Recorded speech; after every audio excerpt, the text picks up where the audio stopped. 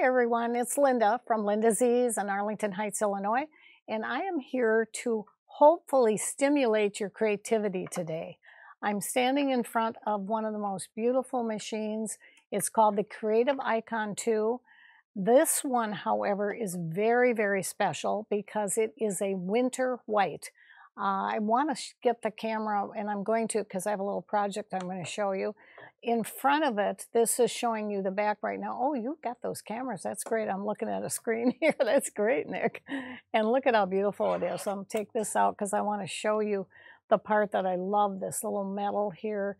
This just sparkles. It's just an incredible thing. They say that the winter white was designed to be really to be homage to creativity, and that's what I want to have happen to you today. It's like the fresh fallen snow, and if you're in the middle of 115 degrees heat down in Arizona and Texas, I think you might really like to have this fresh fallen snow look. And it says that the color is supposed to represent the open space that's really giving you the luscious look of that wonderful light of possibilities, really. So really, really cool. And the play of patterns, see there's all kinds of little crosses on here, shows that the sewist's ability to connect ideas, and that I think is so cool in the making of great pieces of whatever it is that come into your creative mind. So let's do a little of that today. I want to point out not just the design work. The design work is just amazing what has happened here, but I also want to point out to you that there is a great overall look that isn't just a nice pretty look of a machine, but it's very functional.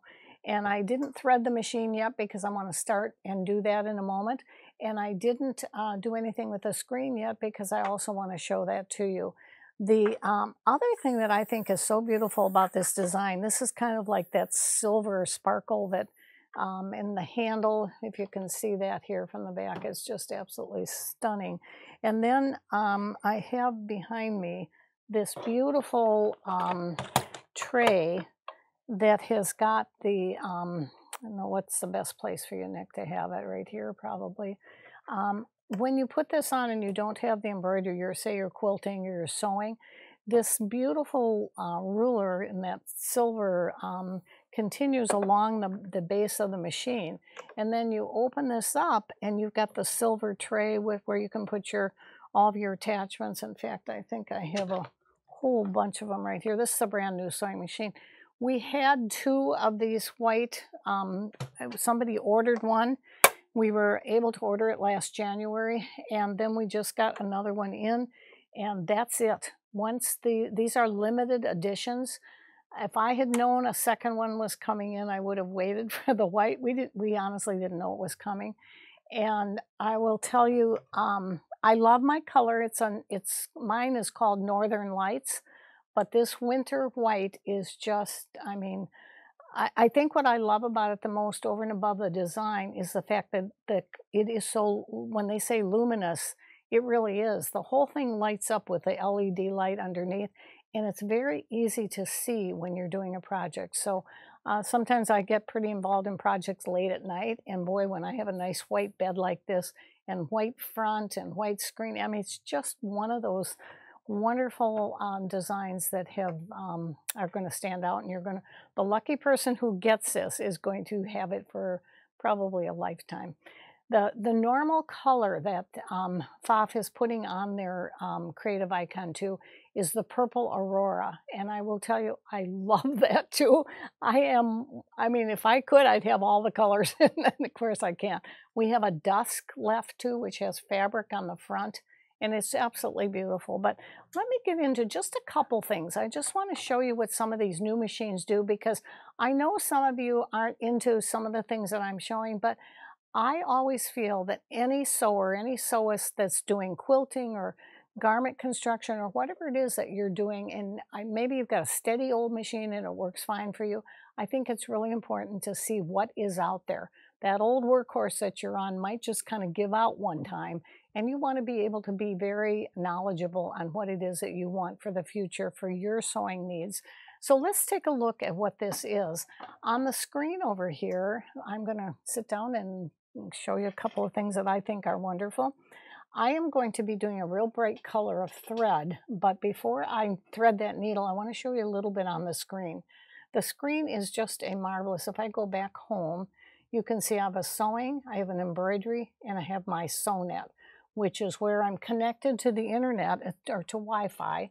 And I can literally go on there and access thousands of designs on my library and pull them into my machine anywhere I am. I don't have to even be in the studio here.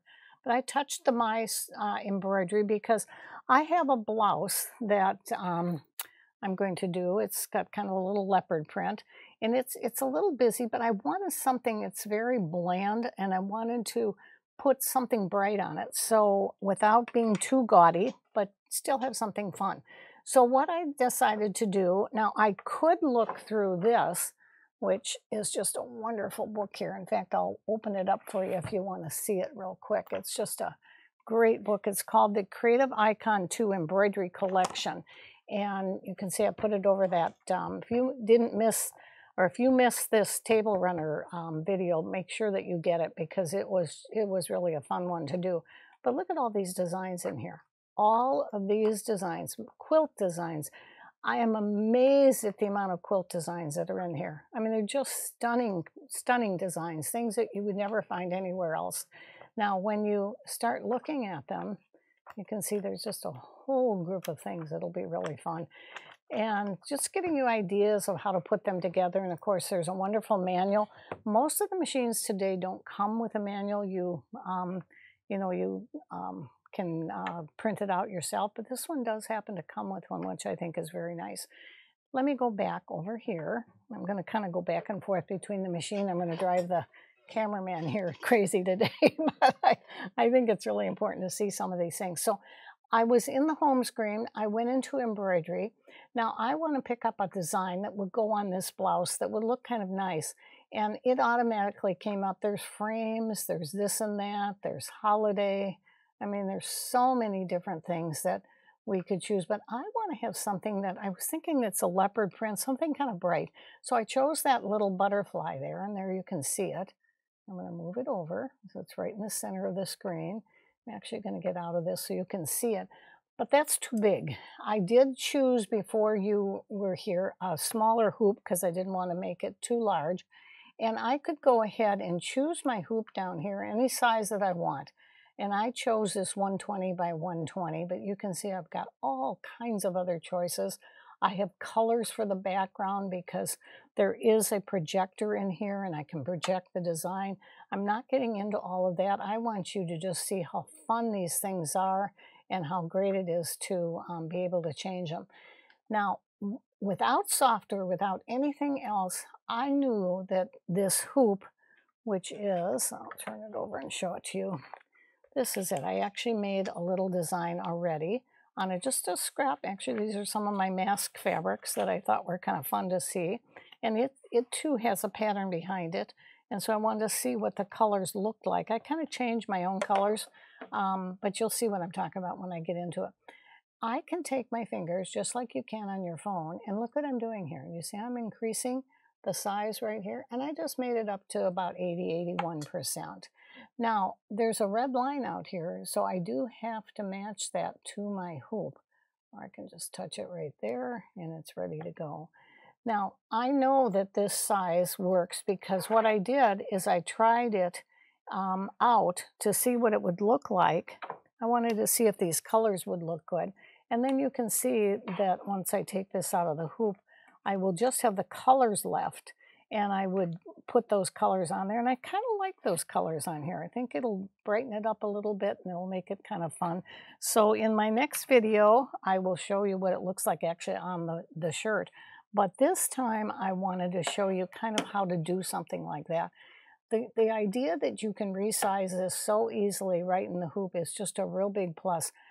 If I went into all the different details, I'd have you here for about 3 hours and you'd get very bored, and I don't want that to happen. So I want you just to have fun.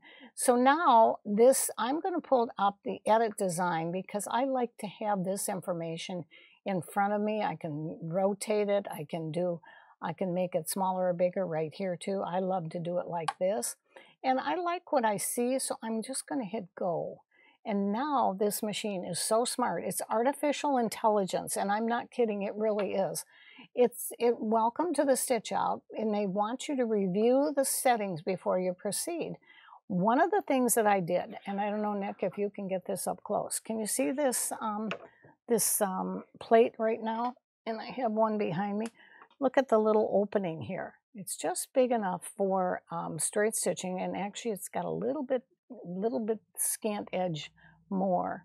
And this plate, I think, is just wonderful because I'm finding on most of my embroidery machines, I will change the plate to a straight stitch, especially when I'm doing, like, this has got 24,000 stitches, I believe. So, you know, there's a sizable amount on there, and I don't want my threads getting caught. It's just a beautiful, beautiful plate. Easy to put on, easy to take off. There's a zigzag plate and a straight stitch plate that come with it. And those of you that know that I'm a quilter, I've, advocated this in every one of my videos when I talk about quilting. Anytime you're doing piecing or quilting, always put your straight stitch plate on, unless it's something very, very unusual where you're using real different types of stitches. But if you're using straight stitching, it just makes that steady, wonderful stitch in all of the good machines that are out there in the market today. So you can see I've chosen this one, which is a straight stitch. And then it says the hoop. I selected the 120 by 120. It's a square hoop because I didn't want it to be too big. Then it has a foot on here, which I put on. It's very easy. There's just a little screw in the back. I just can clip it on like that, and you're done. I could do this basing. I did it around the edge on my sample because, and I many times will do it on other things too, because this was just a quick little sample, and I had some perfect stick left over. In fact, I'll show you a little trick that some of you may not know about. If you look, see how that's open? How it looks like it's missing some stabilizer? Well, this was a design that I had done on this hoop, and I pulled it away, and so there was an opening in the center. But my perfect stick was still all the way around. That's the stabilizer, those of you that don't know what I'm talking about. And that stabilizer is real sticky. See how it's sticky here? You can hear it. Well, I needed some extra to fill in that hole, so I just took a small piece right over the hole, and now I've got, I didn't have to rehoop it, and everything was ready to go. And then because the fabric is sticking down to the stabilizer, I wanted to baste around it just to make sure it was nice and sturdy, and I wanted to see exactly what it looked like when I did those colors and how it would look on this shirt. The next time that I do this shirt, it's going to be in kind of a difficult place, so I will definitely do the perfect step stabilizer. But what else will I do that those of you out there that have been watching me for quite a while, what else is going to be on here? Say this was a quilt block, and you're making a whole bunch of insects for a grandson that just, is into insects and loves to do all this. And you're making these little 12 by 12 inch blocks. What else do you want on the top of this? You're right, Bev. I can hear it now. It is the stabilizer, the water-soluble stabilizer. I didn't put it on this because I'm just doing it real quick to see, what it looks like, but I will definitely do it. I will definitely put that stabilizer when I put it on the shirt. Now, let me tell you a couple of other things in here that are really good. You see this active stitch technology? I just love this part because I'm going to show you something when I get out of it. I've checked that because I want this, this intelligence of this machine to show through when I'm going. So everything else is pretty well done. So and it does say one color merge or sort, and I'm not going to do the one color. I want to have, multiple colors. So I'll go down to the bottom and say okay, and look what happens to the hoop. Nice, but look what else happens. Attach the hoop. It does know that it's not there, and it's going to tell you about it. I'm going to touch OK. But now watch something else here. You maybe can't see it here, but the active intelligence is telling me right now that I don't have the hoop on. Let me, the work light is, it's showing the projector, but I don't even want that right now. I'm going to go ahead and just go ahead and do the stitching out. So let me go ahead and put the hoop on. I'm not going to stitch on this, but I'm going to show you how you click it in. Okay. Now, I can go ahead and go just over to, the reason again, like I like to do this, if there's anything here that I want to change, hoop sizes, anything at all, I can go all the way down to my menu, which is very easy to do. If I want to see the colors, I can touch the palette, and you can see the first color that's coming up is, I have this set on Robison Anton thread, but I use the colors that I like. Now you can see the first color was a very light, kind of a beigey orange, and I didn't want that light of a color because this shirt is going to need some popping of color. So I put a bright orange like this, you can see it's very, very bright, on the outside. And then my next color was a little different too, but you'll see it as it goes along. This is one of two colors, one of three, and it continues on. I like to have my colors all spread out when I'm doing them, and I'm going to step out here a minute and show you what I do. I have a little tray where I put colors in, and it's really kind of fun to be able to, these were colors that I knew I was going to use the gray and the black, and I knew I wanted the yellow for here. I wasn't sure exactly if I wanted that color or if I wanted the orange, and I chose the orange. And do you know how to really look at your colors? Say, I don't know if we have any of these trays left, but these were the colors that I chose, and I put them in here and I put them around, and then I have that other one on the top, and I have the yellow. You know what, I'll just I'll cut this so you can see, and I'll put this on here. And now you're going to, this is where our camera is going to really come in nice for you. I would like, Nick, if I can bring this over to the camera here. And this is true for your quilt colors too. If there's something that you're going to look at, I'll put it right down here. And I want you to look at it straight down. And when you see it straight down, especially when you've got the colors in the oranges and the yellows, you can see how they look towards each other. Sometimes I'll put them right over here. And when you look straight down, and if you can zoom in there real close, you will see that it'll tell you whether they look right or not. Do they seem like they're really going to be a good color?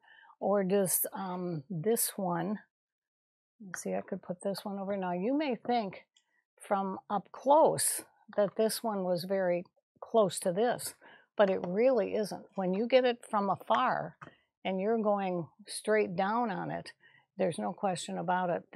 This looks too dull. You know, this one is the perfect one for it. So I hope that helps a little bit for color, because I think it's really important when you start getting into color what a cool thing it will do. Let me go back to the machine, and I want to show you another thing that I think is really wonderful. And you know, you always want to pull your thread from the front, and what else do you want to do when you're sewing and you're cutting your thread? You're exactly right. Your foot needs to be up, because if the foot isn't up, what happens? It gets caught into the tension, and you could get threads in there and all kinds of things. Nick, I don't know if you can see this. I can take it off and show them. Look at this thread cap. Look at how nice that fits in. Now, you could also put it on here on this side if it's bigger, but since it fits in here, and you're not going to get that thread caught down around the bottom. This happens to be a Floriani thread, but there are a lot of the spools that are in that capability. I'm just going to take the thread. Now I want to show you something else, and this doesn't matter what kind of sewing that you're doing. You always, when you're threading, want to hold your thread with the right, and then the left side is going to bring it through the threading procedure. So, and why do I do that? I definitely, like I said, I want that needle up. Now, this machine has 3 different positions. It can go down, way far down, or it can go halfway up, or it'll go all the way up. And it's in those 2 levers. The tension is totally open, and you can keep it in any one, as long as it's not flat down on the ground, or as we say, or the flat down on the base of the machine, where the thread would get caught and possibly get lint and everything else in your machine. So I'm going to start again with my thread on the left.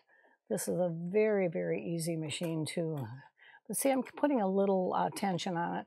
Very easy machine to thread, and you can see that's all there is to it. Bring it around here, go up to the thread cutter. And the reason that most of these machines have thread cutters today, that's the exact amount of thread that the manufacturer wants you to have on the tail when you start it. So now I will go to the threading. There's a little needle that shows your thread. I'm going to click it, voila, every time it's perfect. And now I would start sewing. The important part about the threading is that your needle is always in the highest position, and that's what happened here. It was absolutely perfect. So again, I'm not going to sew the whole thing for you. I just wanted you to see some of the great features. I could turn the projector on. I could do a couple of other things for you, but there's two other little tips that I think are really key when you're doing some of this work. Some of you have asked me about my sewing room. Someday I'm going to get brave enough and do a little video right in the sewing room. It's not quite there yet, but we're getting there. This is I've got it written in here, my Pfaff Icon 2 threads. And these are the 100-weight threads that I use when I'm doing regular sewing. And you can see what I've done on here. I've actually written with a magic marker. And on this one, I've done the same thing, and you can see it on here. Sometimes I'll write it on both sides. And I write 60 over 2. Some of it are 60 weight. Sometimes this is 80 weight thread, but anytime I know that it's 60 or 80, I know it's bobbin thread for embroidery. Another thing that I wanted to point out that I think will help you with a lot of your quilting and sewing and embroidery are the needle systems. When you see a needle like this, it's an embroidery needle. The first thing you want to do, and you see there's one missing in the 75 because I put it in here. Somebody had been using this machine before me and it hadn't been hardly used at all, but when we get it, they all stitch them out at the factory. So I don't know who's done it, so I always change and put a new needle in. I like to change my needles every 6 to 8 hours. Then I never have any trouble with it. Well, I start with the lowest number, and if you look on this package, it's 75. There's 3 75s and 2 90s. What does that tell you? They would want you to start with 75.